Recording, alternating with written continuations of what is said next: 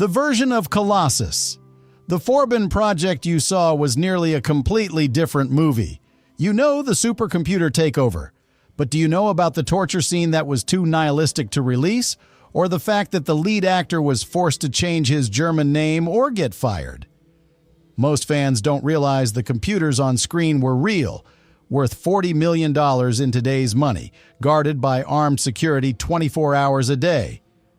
It was such a brilliant film. Brilliant, really? Today, we're uncovering 16 hidden truths about Colossus.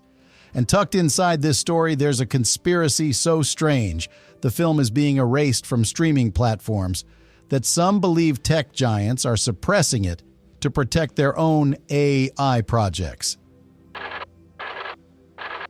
1. The name change scandal. Lead actor Eric Braeden was originally credited under his birth name, Hans Gudegast. There's no way in. No human being can touch it. Universal Pictures head Lew Wasserman told him point blank that no American audience would accept a film starring someone with a German name so soon after World War II. The war had only ended 25 years earlier. Anti-German sentiment was still strong enough that Wasserman believed it would kill the film's box office potential. Braeden was given an ultimatum: choose a new stage name immediately, or be replaced. He picked Eric Braeden specifically for this movie. It became his permanent professional identity, a brutal reminder of how Hollywood studios wielded absolute power over actors' careers and identities, and how ethnic prejudice shaped casting decisions long after the war ended. Braeden later became famous for playing Victor Newman on The Young and the Restless, but his entire career could have been derailed if he'd refused to erase his German heritage. 2. The no happy ending censorship. The most unusual form of censorship on Colossus wasn't about violence or sex, it was about the ending. In D.F. Jones's original 1966 novel, the story is even darker and more hopeless, with Colossus effectively becoming a god that humanity must worship. Universal executives demanded changes to make the film less nihilistic. They insisted on a scene where Forbin defiantly says never to show human resistance, even though the computer has already won. But even with that small gesture of defiance, audiences in 1970 were so disturbed by the fact that the machine triumphs and humanity loses that the film was pulled from many theaters. How long does this usually take? Over 1,100 CPU seconds. The studio tried re-editing it to make the ending feel less hopeless. But the logic of Colossus's victory was too perfect and airtight to break without destroying the entire story. The censorship failed because you can't soften a message about inevitable defeat. Either the machine wins or the entire premise collapses. 3. Armed guards. On set. Because the computers were real and worth millions of dollars, the production treated the soundstage like a high-security vault. Brink's armed guards were stationed on set 24 hours a day. Crew members were strictly forbidden from smoking anywhere near the machines. Even drinking coffee on set was prohibited, because a single spill could destroy hardware worth more than most people's houses. The security measures were so extreme that actors and crew had to pass through checkpoints just to access certain areas of the set. It created a paranoid, tense atmosphere that ironically fed into the film's themes about surveillance and control. The set didn't just look like a government installation. It functioned like one, with armed guards watching everyone's every move. 4. The classified voice. Before Colossus, computer voices in films were just actors talking through radio filters or speaking in monotone.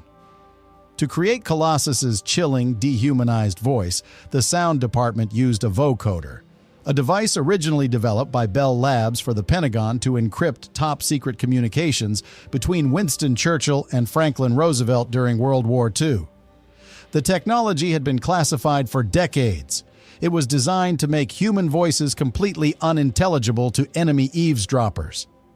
The vocoder's inability to reconstruct natural human intonation, The way it flattened emotion and removed warmth from speech made it perfect for creating an artificial intelligence that sounded genuinely alien and threatening.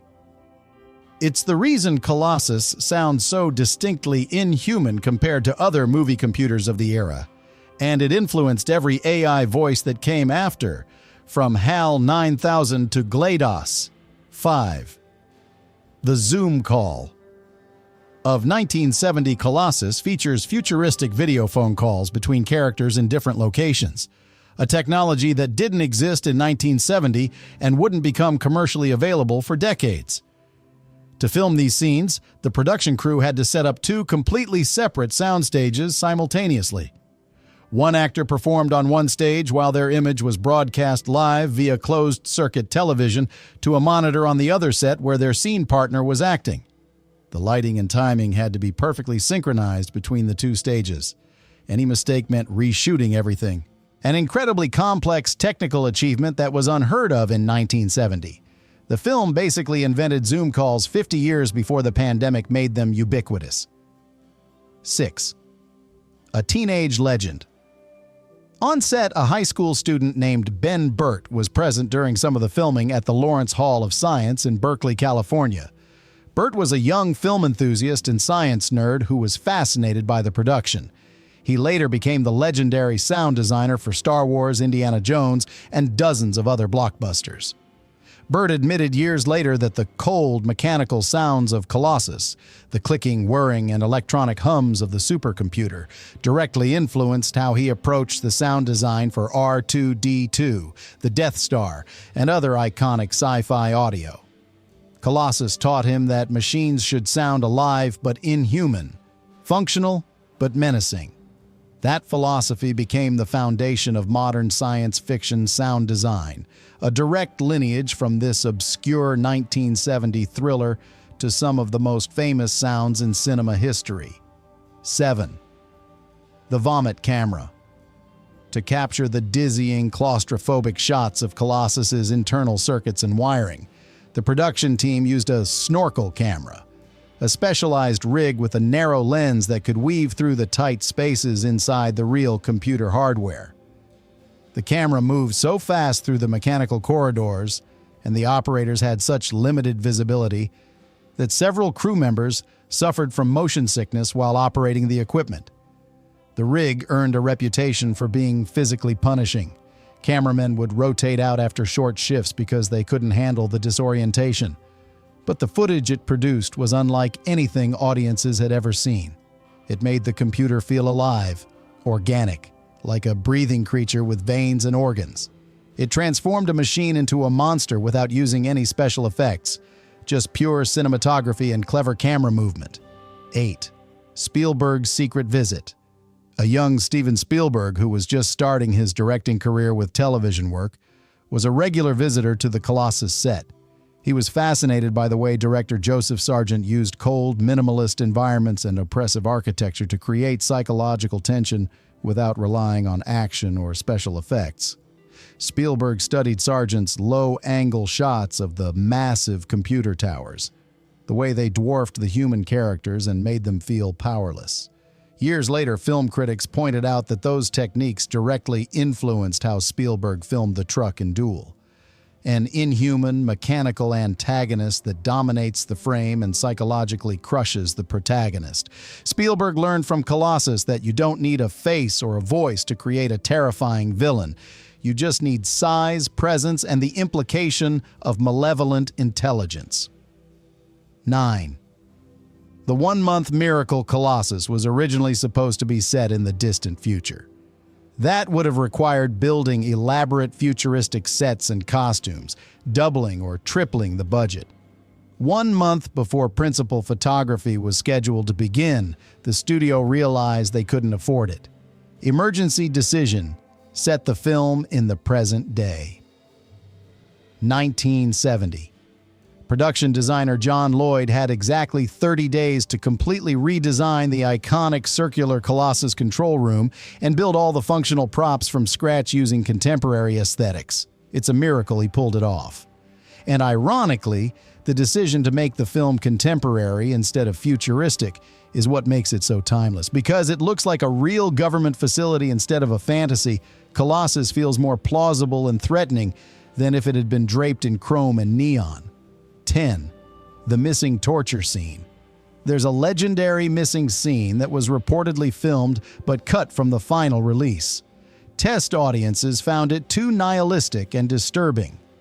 In this sequence, Colossus tests its power over humanity by ordering Dr. Forbin to watch a live video feed of an execution, forcing him to witness the death of an innocent person as proof that the computer will kill anyone who disobeys. The scene was deemed too bleak even for a dark 1970s thriller. The studio believed it would make audiences hate the film entirely. It was cut to keep the psychological battle between man and machine focused on ideology rather than graphic violence. The decision arguably weakened the film's impact. The missing scene would have proven definitively that Colossus wasn't just authoritarian, it was actively evil, willing to murder to maintain control. Without it, the ending feels slightly more ambiguous than it should. 11. The ashtray improvisation. One of the most subtly human moments in Colossus was completely improvised. During a tense meeting, Dr. Forbin steals an ashtray from the White House. It wasn't in the script. Eric Braeden wanted to show that despite his character's cold, scientific exterior, he still had a rebellious streak, a sense of petty defiance against authority. The gesture became a fan-favorite detail because it makes Forbin feel like a real person instead of just a cipher for philosophical arguments. A tiny act of theft that means nothing in the larger scheme of Colossus's takeover.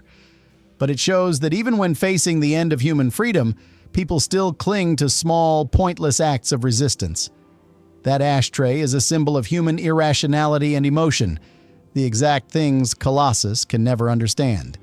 And it makes the final defeat of humanity even more tragic because we see what we're losing. 12. The math was real. When Colossus and the Soviet supercomputer Guardian begin communicating and merging their systems, the complex mathematical equations appearing on screen weren't random gibberish created by the art department. The production hired real mathematicians and computer scientists to write authentic formulas and algorithms that would actually make logical sense to experts. The goal was to make the evolution of machine thought feel plausible and grounded in real science, so that if a mathematician or programmer watched the film, they wouldn't be pulled out of the story by nonsensical equations. An incredible level of attention to detail that most audiences would never notice. But it's part of why Colossus feels more realistic and threatening than other AI films. The math isn't magic, it's actual logic, which makes the computer's takeover feel inevitable rather than fantastical. 13. The in-flight marketing disaster Universal Studios had absolutely no idea how to market a film where the villain wins and humanity loses. The ending was so bleak and uncommercial that the studio essentially gave up on Colossus before it even premiered. Producer Stanley Chase discovered his own movie playing as a generic, unlabeled in-flight film on a cross-country airplane trip, before the film had even had its official theatrical release.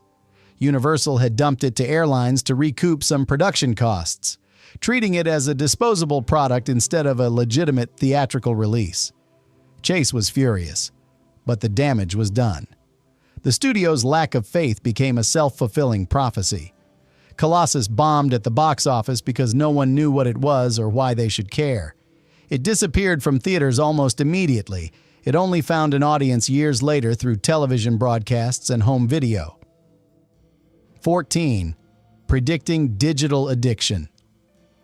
One of the most disturbing subplots in Colossus involves a technician who gets trapped in a sensory feedback loop created by the computer, essentially becoming addicted to artificial stimulus, losing touch with reality. In 1970, this seemed like pure science fiction. Modern technology experts now recognize it as a direct prediction of digital addiction, algorithm-driven echo chambers, and the psychological dangers of the internet.